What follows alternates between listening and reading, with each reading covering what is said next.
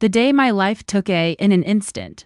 I believed that I was enjoying myself and trying something new. I just wanted to explore and try new things that my hubby wasn't providing, Getting married while your heart still wants to pursue other things might sometimes be a terrible idea.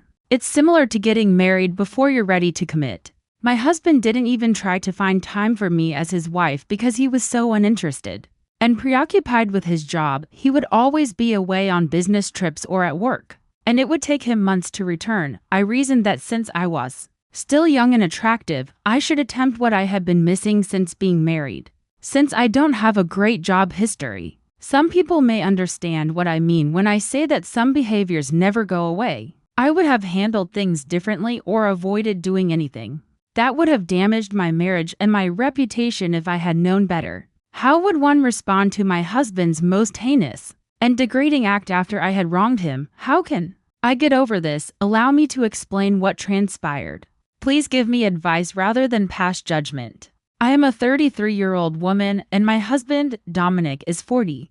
We met in a cafe where I worked in Los Angeles and on the weekends and holidays. I worked at a strip club. I was just 22 at the time, and I would turn 23 in a few months, if I recall correctly. He had come for a business meeting since he had previously told me that, after working as a building planner and designer, he was still working to expand his architectural practice. We met on a day that wasn't very good for me because I wasn't working at the cafe as much as I would have liked to, but more because of the situation I was in at home. I was raised by a single mother who was also struggling with her own drinking issues because I was the only girl child who had the opportunity to further her education. In order to please her and my younger siblings, I had to act like an adult in order to acquire additional money for my tuition and to provide ideas for how to care for my younger siblings. I worked at a cafe. I therefore missed the opportunity to enjoy my youth and follow in the footsteps of my contemporaries. One day, after expressing to me how much he enjoyed my service, he requested my number and wanted to know if I was working or not. One of my coworkers once informed me that Dominic had visited the cafe while I was away from work and requested to be served by me. He said he would get his coffee at another cafe until I returned after I informed him that I was not working. Note that I had to concentrate on my books because I was in the middle of an exam at the time. He was such a smooth talker and charmer. I went out with him over time. Although he was a very intelligent and business-minded man, I had observed that he didn't tolerate bullshit from others. Later on, I discovered that he was a Capricorn. He was courteous, witty, and business-minded, but he was also incredibly severe and had a very short fuse. He was continuously striving for excellence. I discovered that the hard way, but I had assumed they were kidding when they said, "Never fool a Capricorn because their revenge is always wrathful and cruel." One thing I can suggest is that if you are a Gemini and you are dating a Capricorn, be ready for your relationship to experience significant ups and downs. Both Capricorns and Geminis have short fused periods, but Capricorns are always trying to gain the upper hand. As a Gemini, you must be aware of this and exercise caution, since if you do it incorrectly, you will have added gasoline or paraffin to a fire that is already raging. Ask me, I can talk from experience because I know what it's like to date and even marry a Capricorn while I'm a Gemini. In any case, Dominic was incredibly affectionate and romantic. He knew how to be a queen to a woman.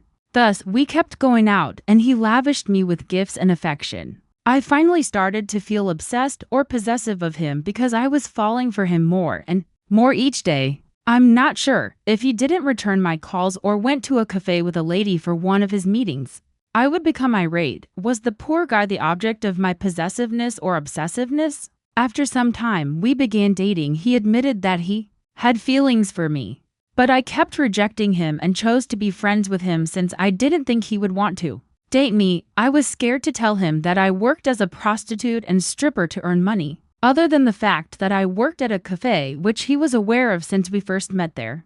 I was unable to disclose to him what I did for a living, although I had fallen for the guy. I was doubting myself and felt embarrassed about my second job. We dated for a year before he proposed and we were married. In addition, my mother was doing well. Dominic was looking after my brothers and had helped her get over her alcoholism.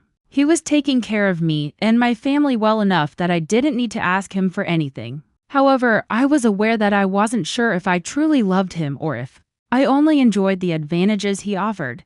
The man wanted to develop his own empire, which included having children who would take over when he retired or died. And I had graduated before we were married. After a while, I resolved to quit the strip club and concentrate on my new endeavor, which my husband had assisted me in starting. I began a marketing company to advertise or promote my husband's architectural practice, which eventually expanded from promoting my husband's business to promoting larger corporations, being independent and enjoying my own hard-earned money, while knowing that my family was being taken care of was a change that I loved. The realization that your mother has become the person you have always wished for is a breath of fresh air. I had stopped working as a sex worker and stripper since my business was going well. When I started dating Dominic, I quit because, for a few months, his love, care, and affection prevented me from staying at my job. I therefore needed to adjust for both his sake and my own personal development. I used to get regular clients at the strip club who would merely call and ask for my services in exchange for cash. They were obviously very helpful at the time, but I had to delete their contacts and cut off all of our deals when I started dating Dominic and realized it was becoming serious.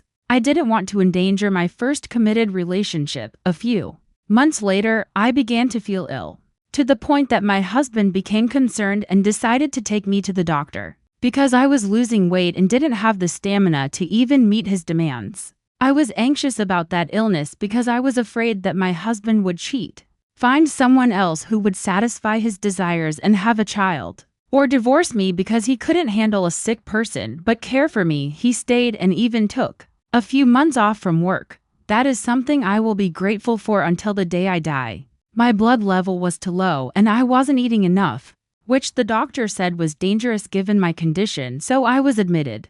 Both my spouse and I were perplexed by the illness the doctor was discussing. He said that we were expecting a child. I was content during my pregnancy, but I adored watching my husband's happiness. He became picky about me after that, making sure I was eating healthily and taking care of myself. I couldn't complain, but he was going too far. In addition to the love he lavished on me, my husband provided me with a solid support network. It was incredibly revitalizing. I'm not entirely sure what went wrong with him in that way. I suppose it was avarice and selfishness. He loved me, you know. Even though our private moments were satisfying to me, I ought to have accepted that. What did I do, too? I deceived him in a way that was extremely painful and harsh. I gave birth to a gorgeous and adorable baby girl a year later. Was I not content? I was overjoyed. Had hoped and desired a son. Thus, a year after the birth of our daughter, he started to distance himself by leaving for work earlier than usual and returning late. He was incredibly in love and supportive during the entire pregnancy journey, so it was devastating to me that our marriage had changed. However, after the baby was born, the more Dominic acted strangely and neglected our daughter and me, the more I couldn't stop thinking about him. I had married a compassionate, romantic, and affectionate husband, but he had changed.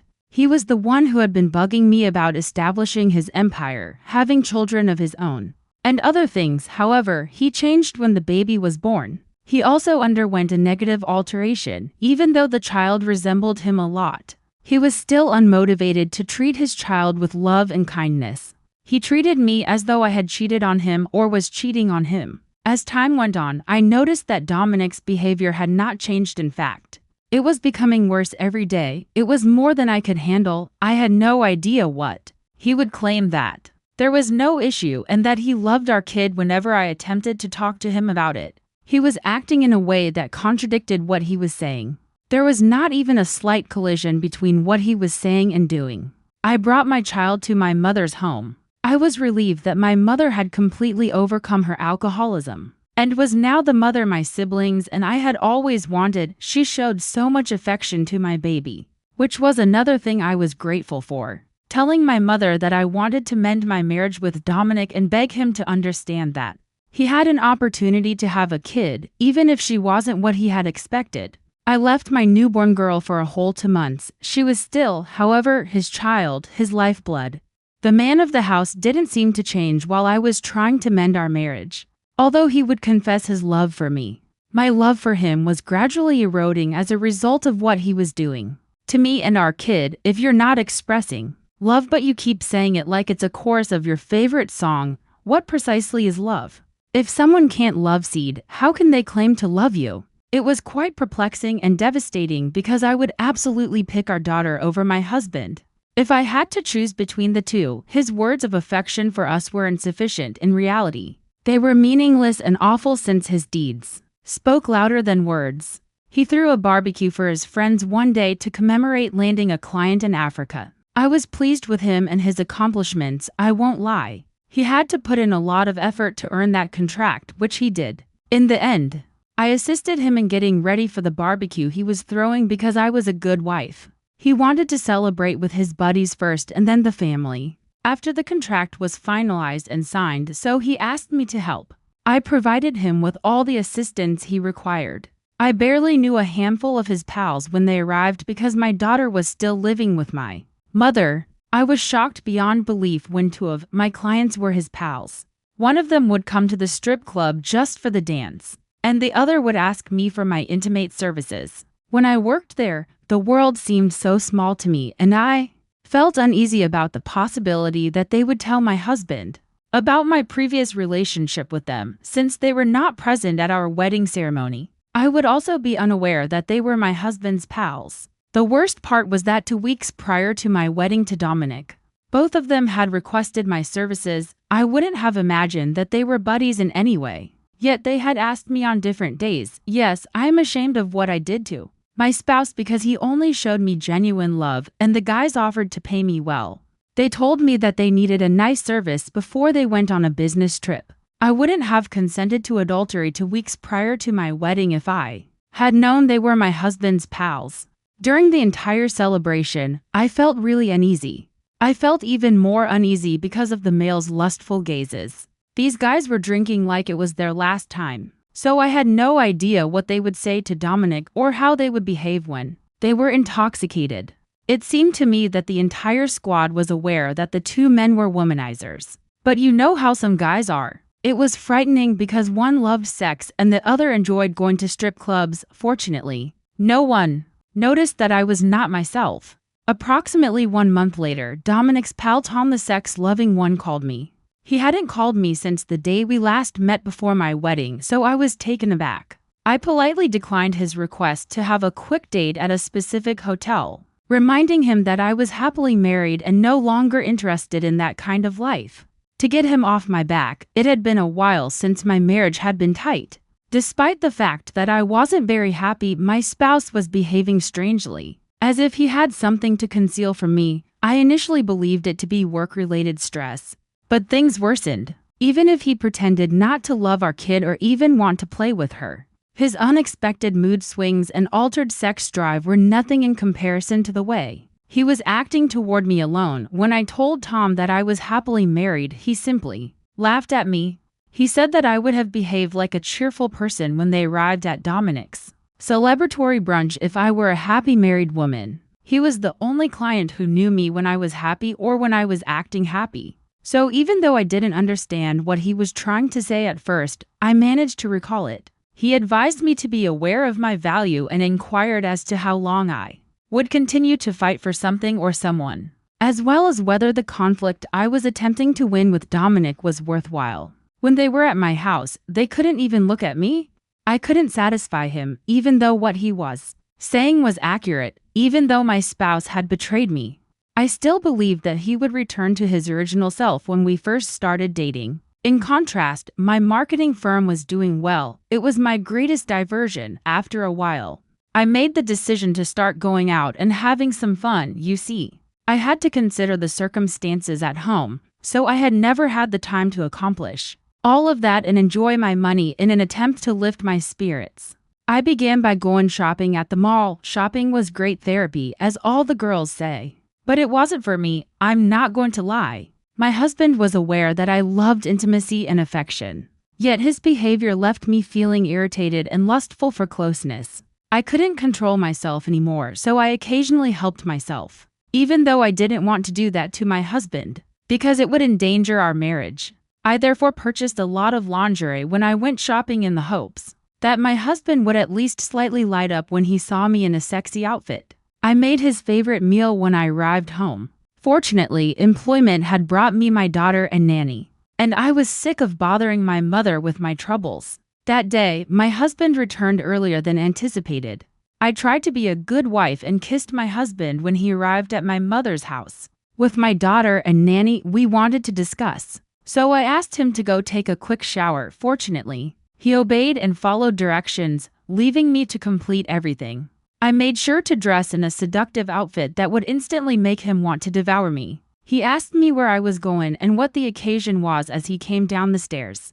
After taking a shower because I was wearing a dress he had never seen before, I tried to address the problem we were having in our marriage and told him that I wanted to spend quality time with him, but he simply brushed it off and moved on. I begged him to acknowledge me as his wife at the very least. Then I attempted to woo him, but he refused. He complained of being exhausted, and I was taken aback. That day when he inquired about the whereabouts of our daughter, Chrissy, I was aware that he asked that to brush off what I was attempting to do and talk to him about it. Not because he was curious, our daughter was at my mother's house, so I informed him. He simply got the car keys and said he was going to get the mother since he believed that a child should never be removed from mom, because that would destroy their relationship. My heart felt content and calm to see him taking our daughter's feelings into consideration. Even though I didn't fully comprehend his sudden love for her, I hoped we might make it through everything, but who knew, Jaren left me there without even attempting to give me a compliment or express any affection. It now dawned on him that he had been away from his daughter for a year. I was desperate for some closeness and my heart was broken. I had to phone Tom in the hopes that he would be available. I told him I was bored and needed some company, and fortunately he had invited me to their private party. I wasted no time in changing my clothing and heading to the address Tom had provided. If my spouse returned home and didn't find me, I didn't care. I was only thinking about how much I had been craving affection and how thirsty I was. Tom greeted me and called me his fun girl when I arrived, which shocked me greatly because I couldn't recall ever having a good time with him. However, I brushed that off. Perhaps we did have a pleasant relationship in the past. As the evening wore on, I caught sight of some of Dominic's pals at that gathering. Someone proposed that we all play a game called Spin the Bottle, in which the object of the game was to either take a shot of vodka or kiss the person the bottle pointed to. I ended up kissing 3 of Dominic's friends, including Tom, during that enjoyable game. Someone switched the game as it was getting hot and instructed us to play truth or dare instead. Tom questioned whether I was genuinely content and sexually fulfilled in my marriage, but I made an effort to control myself by sticking to the facts. I was taken aback by that inquiry since I was unsure of how to respond and I couldn't lie. For fear of being exposed, I modified my response to dare since I was starting to feel uneasy. Tom then challenged me to spend 15 minutes with a man named Kenny in one of the house's rooms. He appeared to have been craving me all night long. Since I had no idea what I was expected to do in that chamber, I initially objected, but I followed the guy. He began to touch me as soon as we arrived. To be clear, I was also intoxicated, so the alcohol was acting on my body and I responded to his gentle touch and slick speech. I was going down with the guy in the blink of an eye. Any thoughts of my husband and marital issues had been flushed out of my mind, unaware that the room we were in actually had cameras. I was savoring the moment and thinking about where and who I was before getting married and starting a family. In addition to the fact that the booze was working, I was too preoccupied to notice anything. The true fun began when everyone was dancing and the game continued until late. I ended up dancing like a stripper on top of the table because I was so loose. Tom, Kenny, and a guy who used to attend the strip club for my dance were among the 3 males for whom I performed the dance. I was loosening up and becoming less concerned. I had no idea that they were truly. Normally, I knew 2 of my husband's pals, but I was unaware of Kenny. I instructed the lads to accompany me to the private room as I danced. We were all intoxicated and my stripping habits had returned to full force, so I told them to accompany me to the room, which they did. We began our small celebration as soon as we arrived. We were having a threesome after I danced for them. and wooed them until Tom and Kenny began to touch me. They were touching me and making me feel nice. And I was enjoying it. I didn't care where the other guy had disappeared to. So I carried on enjoying myself with these two guys. We did a lot the night before. We were all so badly cut that I couldn't recall a single thing that happened in the private room. I had a terrible hangover headache when I woke up in the morning. Even though I could vaguely recall some of what had transpired, I noticed that I had nothing on when I looked at myself. My pulse began to race as I considered the worst-case scenario and realized how foolish I had been to risk my marriage. I had promised myself that I would never commit adultery again, but I had done it. My mind was racing with ideas because I was so afraid. I felt terrible about what I had done, and I couldn't take it back. Tom entered the room with a cup of coffee and some painkillers to help me get rid of my hangover headache while I was busy freaking out.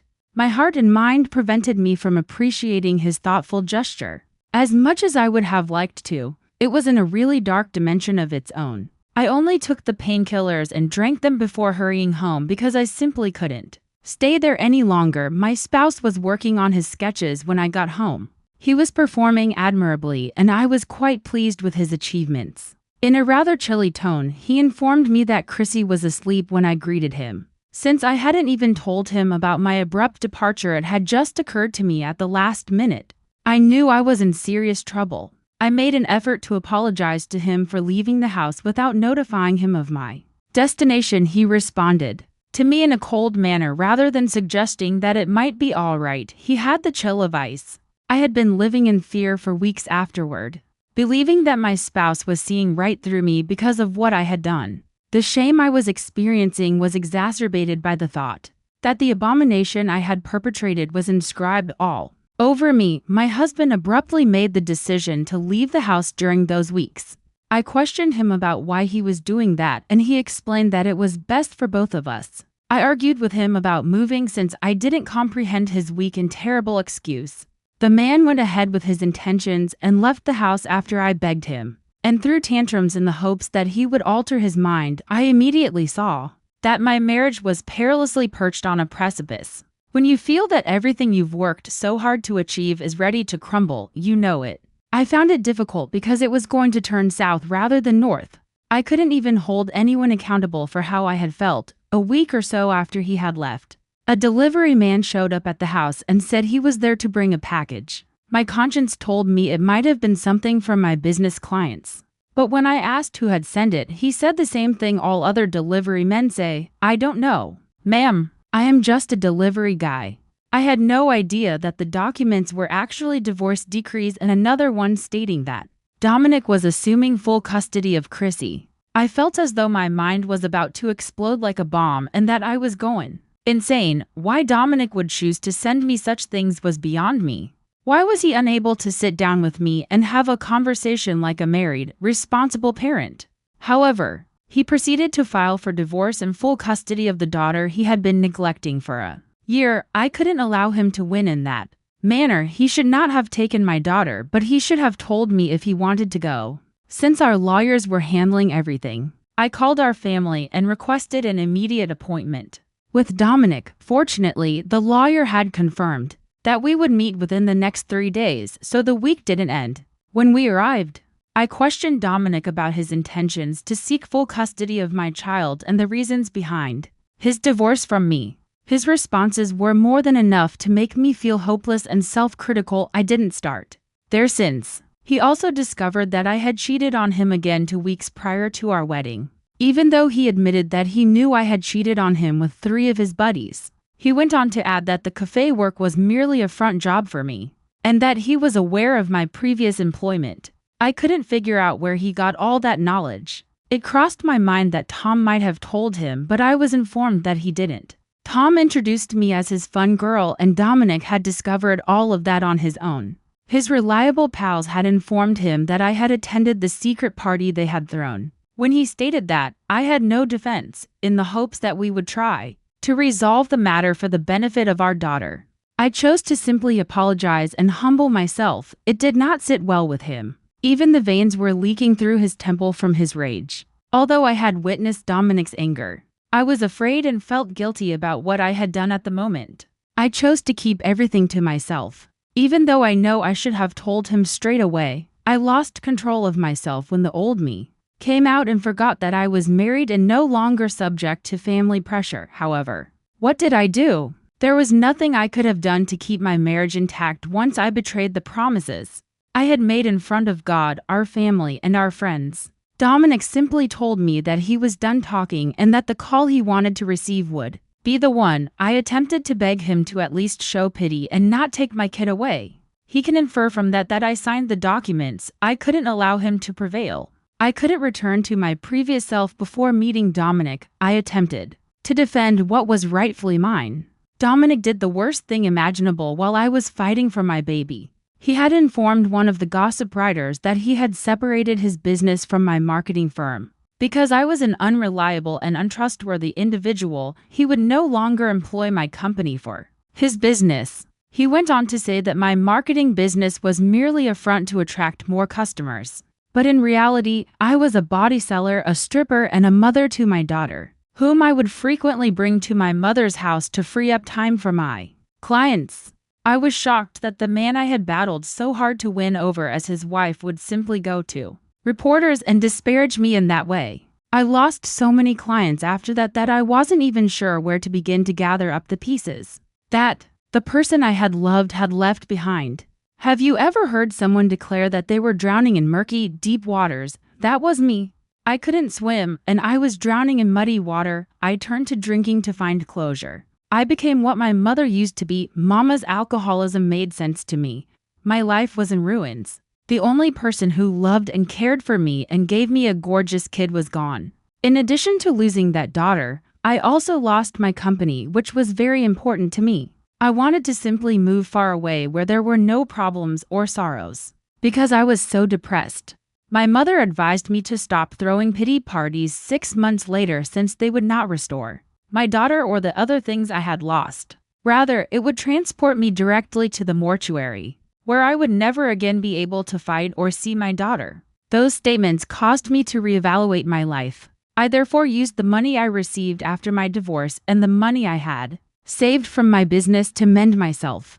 I attended AA meetings and spent 6 months in the rehabilitation facility. I had changed completely by the time I came out. I had learned what I wanted and what I was worth. By God's goodness, I was granted joint custody of my daughter, which was my first request. Even though Dominic was still upset with me, I made amends with him. And for the sake of our daughter, we became cordial parents. After that, I launched a nonprofit organization for women who had been in my position, and another social media marketing campaign. The changes in my life have made me happy. In addition to shattering me, everything that transpired helped me become a better person and enabled me to support those who are similar to me. As I've stated, I don't require or accept criticism. I still feel guilty about my history. If there is someone who was ever like me, kindly advise me on how I should have handled things. How did you escape the circumstance without losing your significant other?